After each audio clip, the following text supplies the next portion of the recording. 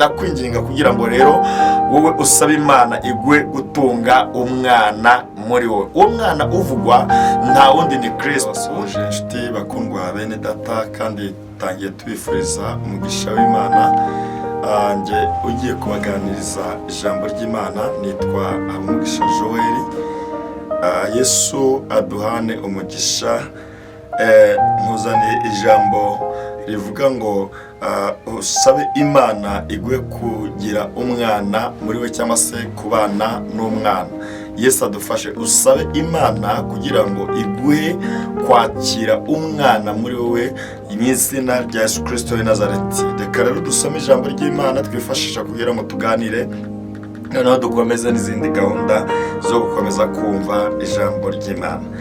Ijambo ry'Imana riri muri Yohana, urwandiko rwa mbere rwa Yohana, cyangwa se Yohana ibice 5 umurongo waho wa 12. Ni ijambo rivuze ngo ufite uwo mwana niwe ufite ubugingo, naho udafite uwo mwana w'Imana nta bugingo afite.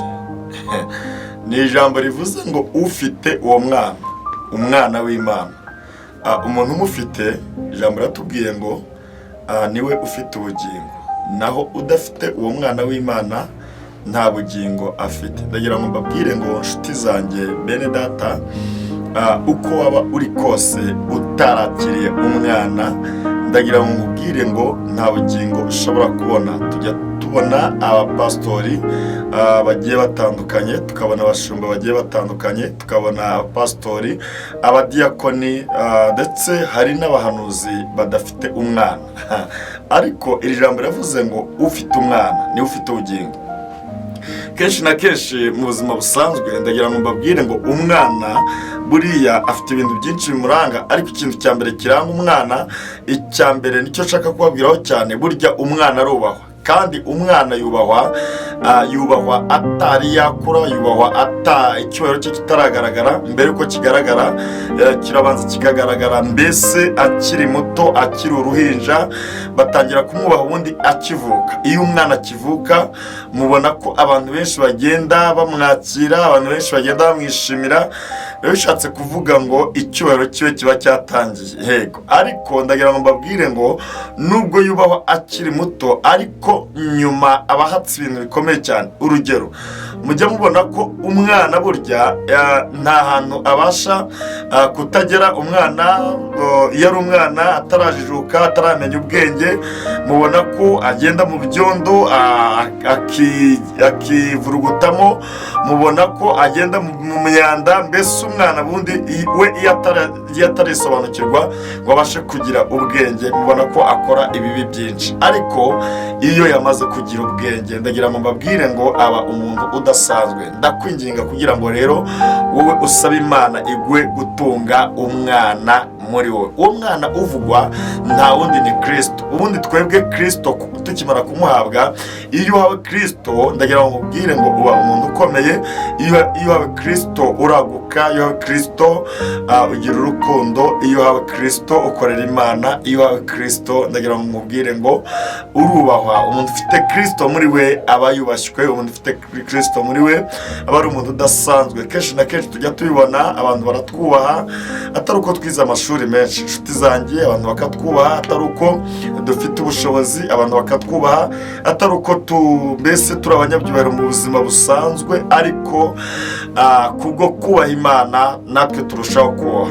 Ndagushishikariza wa musore we, ndagushishikariza wa mukobwa we, gusaba Imana kugira ngo ayiguhe gutunga umwana ariwe Kristo muri wowe. Umusore wakiriye Kristo muri we ntabwo aba akigendera mu kigare. Umusore wakiriye Kristo muri we ntabwo aba agikora yiyahuza ibiyobyabwenge. Umusore wakiriye Kristo muri we ntabwo yiyahuza urumogi. Umusore wakiriye Kristo muri we ntabwo agenda gukora ibyangwa n'amaso y'Uwiteka mu buryo butandukanye.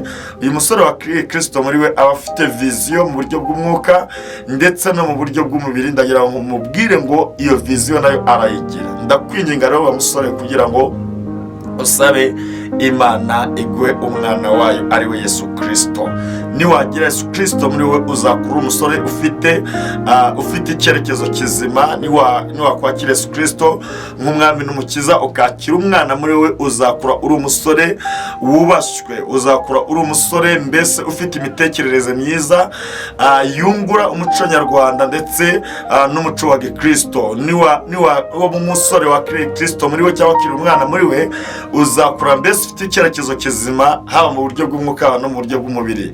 Niko nanahendahenda abakobwa, urubyiruko rw'abakobwa, namwe ndabashishikariza rwose kabisa gusaba kwakira umwana muri mwebwe. Niwakwakira umwana muri wa mukobwa we, uzagira vision nziza, uzashaka urugo rwiza kubwo kwakira umwana witwa Kristo.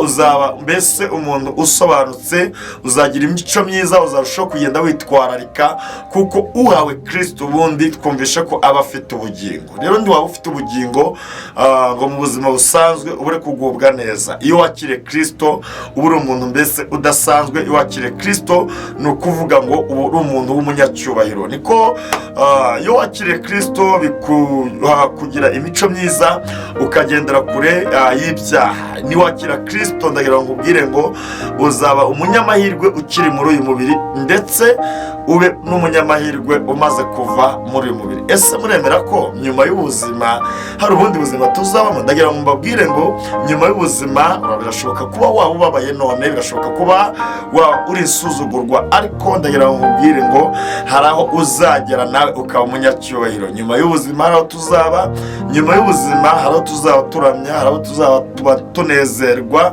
hari aho tuzaba twishimye. Rero ndagushishikariza kugira ngo usabe Imana igwe kugira umwana muri wowe. Ndagira ngo mubwire ngo iyo wakiriye umwana witwa Kristo ugenda kure y'ibyaha.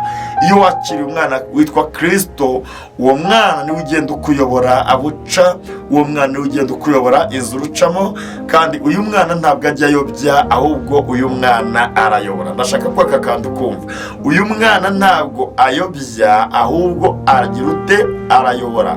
Umwana witwa Kristo niwe ukwereka aho uca, kandi ubasha kungukira ibintu byinshi. Rero ndagushishikariza kwakira Kristo muri wowe. Niwakwakira Kristo muri wowe uzagira umucyo, niwakwakira Kristo muri wowe uzarasirwa n'umwuka wera, niwakwakira Kristo muri wowe ni ukuvuga ngo uzaba wakiriye ijwi rikuyobora. Ndagira ngo mbabwire ngo uyu muntu wakiriye umwana ntabwo ajya ayoba.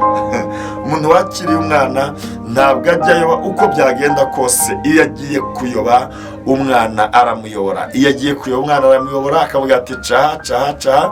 Kubwo kwakira Kristo Yesu rero, iyo wakiriye umwana muri wowe uba wakiriye ikintu cy'agaciro. Imana idufashe kandi Imana itugire neza. Mama, ndagushishikariza rero kwakira umwana. Umudamu wakiriye umwana mu rugo rwiwe ntabwo ashaka kuba ingare, bavuga ingare.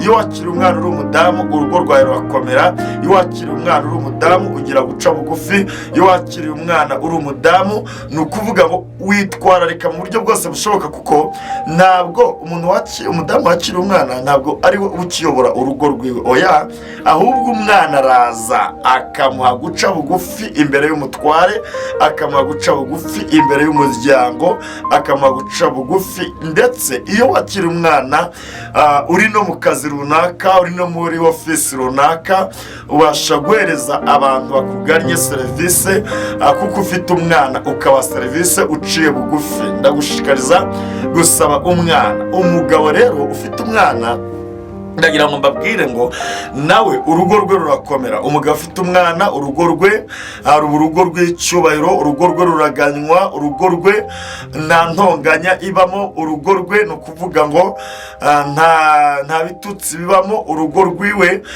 rubamo guca bugufi, kuko aba yakiriye umwana. Nari nkubwiye ngo rero uko uri kose biragusaba gusaba umwana. Navuze ku rugero rwa pasitori tugitangira, umupasitori udafite umwana ntabwo atinya gukora ibyaha.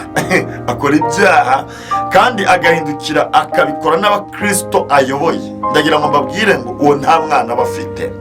Umuhanuzi udafite umwana, ndagira ngo mbabwire ngo arahanura ariko agakora n'ibyaha, kuko nta mwana afite. Baririmbyi, abahanzi badafite umwana muri bo bararirimba bagahogoza, abantu bagafashwa, ariko ndagira ngo mbabwire ngo akaba nta mwana afite. Ndagira ngo mbabwire ngo mwene abo ngabo bazahura n'akaga gakomeye. Ndagusaba rero kugira ngo mu mibereho yawe ya buri munsi usabe umwana, kuko ijambo ryavuze ngo ufite uwo mwana niwe ufite ubwo bugingo, nawe udafite uwo mwana w'Imana nta bugingo afite. Nkubaze, ufite umwana cyangwa ntawe ufite? Ufite umwana cyangwa ntawe ufite? Biragusaba rero, nimba ukeneye umwana ukaba wifuza umwana w'Imana, urabyandika muri komanteri kugira ngo ubutaha tuzaza twongere tuganire ijambo ry'Imana nk'uko bisanzwe. Nahamagara gukorera Imana.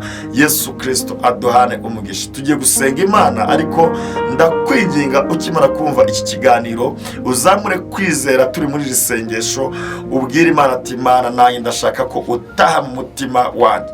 Nusaba Imana umwana, izaza kandi izajya igenda igukorera imirimo n'ibitangaza wowe utatekerezaga. Yesu aduhane umugisha. Narimvuze ngo igikenewe ntabwo ari ubutunzi bwinshi, igikenewe ntabwo ari amafaranga menshi, igikenewe ntabwo ari ukwiga amashuri kaminuza, igikenewe intambwe ya mbere yatuma ugera kuri ibyo byose. Nabyo ni byiza, kuko Jehova yararirimbye ngo kugira ifeza n'izahabu ni byiza kuri njye, no kubaho neza nk'abandi ni byiza kuri njye, ngo ariko hari icyo musaba, uzandindira ubugingo kugeza ku iherezo ryanjye. Nari nkubwiye rero ngo ifeza n'izahabu ni nziza, ariko igikenewe cyane n'umwana ukwijeza cyangwa se uguhesha ubugingo. Imana idufashe. Reka dusenge. Turagushimiye kuko uri Imana ishoboye byose, turagushimiye kuko uri Imana ikiranuka, turagushimiye kuko uri Imana idasaza ngo yitwaza akabando, uri El Shaddai, uri Sumba byose, uri Jehova Jire. Dusengeye Uwiteka nyagora ku ngoma abantu bose bari bakurikiye ijambo ryawe. Dusengeye abagabo, dusengeye abakobwa, dusengeye abasore, dusengeye abadamu, kugira ngo Uwiteka nyagora ku ngoma ubashoboze kandi ubashyigikire muri byose. Urakoze rero kuko Uwiteka umuntu wese uzakurikira iki kiganiro uzabasha kumwungura byinshi ku by'uru rugendo, kuko urugendo rujya mu ijuru ntabwo rugombera ubushobozi ubwo ari bwo bwose, ahubwo ugombera umuntu ufite umwana. Urakoze rero kumvishe gusenga no kwinginga, tubisabye twizeye izina rya Kristo Yesu, umwami, umukiza, umucunguzi wacu. Amen. Murakoze. Bye.